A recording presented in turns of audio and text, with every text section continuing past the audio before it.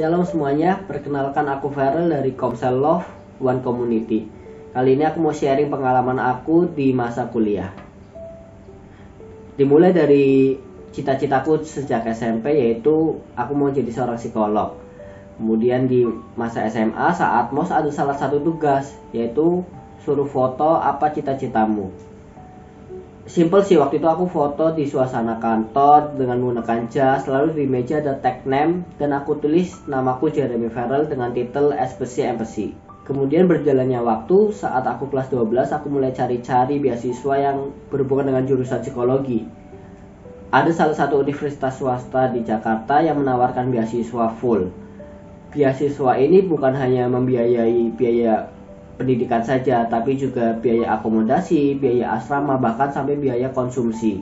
Pada saat itu ada beberapa tahap seleksi yang aku udah lalui dan lolos. Namun di tahap terakhir, yaitu tahap interview, aku gagal. Kegagalan tersebut yang membuat aku sangat putus asa, merasa down. Bahkan di titik sampai aku merasa apakah aku harus tunda dulu ke kuliah karena untuk mendapatkan beasiswa ini. Tapi karena ada support dari teman dan juga orang tua, ya aku menjadi muncul semangat kembali untuk bisa cari beasiswa lainnya.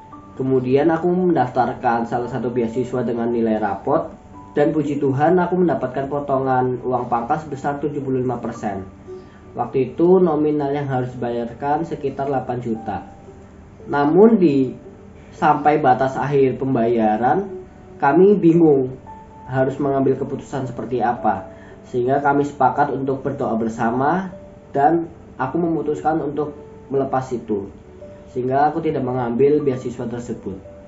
Kemudian aku mencoba tes ujian bersama perguruan negeri.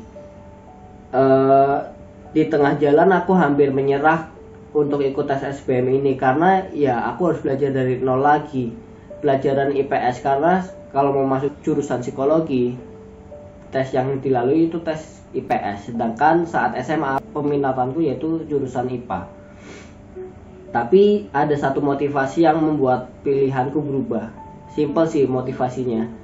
Jadi saat kamu tidak memilih untuk mengikuti tes tersebut, kamu memiliki peluang 0. Tapi saat kamu memilih untuk ikut tes tersebut, ya kamu memiliki peluang 50-50, 50 berhasil, 50 gagal. Akhirnya tiba saat pengumuman, di mana pada saat itu aku tidak berharap besar sih sama hasil tersebut, ya karena keterbatasan waktu saat belajar. Puji Tuhannya hasil yang didapat tuh melebihi ekspektasi, yaitu aku diterima di pilihan kedua di Universitas Diponegoro di jurusan psikologi. Dari kegagalan yang pertama, kemudian keputusan yang kedua di saat aku tidak mengambil beasiswa tersebut, aku merasa kok aku semakin menjauhi target aku untuk jadi seorang psikolog. Seakan-akan kok aku semakin mundur, gak ada kemajuan. Tapi Tuhan berkata lain. Seperti anak panah di tangan pahlawan, Tuhan menarik aku mundur dengan tujuan apa? Supaya aku bisa melesat dan bisa mencapai targetnya Tuhan.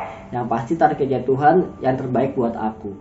Gak berhenti penyertaan Tuhan sampai situ aja. Dalam kebutuhan biaya hidup pun selama kuliah Tuhan ikut campur tangan. Dimulai dari biaya semester yang normalnya harus membayar 8 semester, mama hanya membayar 3 semester. Sisanya ya Tuhan memilih orang untuk menyalurkan berkatnya. Selain itu juga ada berkat Tuhan selama 1 tahun pertama. Ada orang yang memberikan berkatnya dan menurutku setiap bulannya itu sangat lebih dari cukup. Selain biaya untuk makan, biaya transportasi, salah satu pengeluaran yang cukup besar yaitu biaya tempat tinggal atau kos-kosan. Aku kuliah selama 2 tahun secara tatap muka. Selama 2 tahun tersebut, aku hanya ngekos di 3 bulan pertama. Selanjutnya aku tinggal di kos-kosan milik teman mama.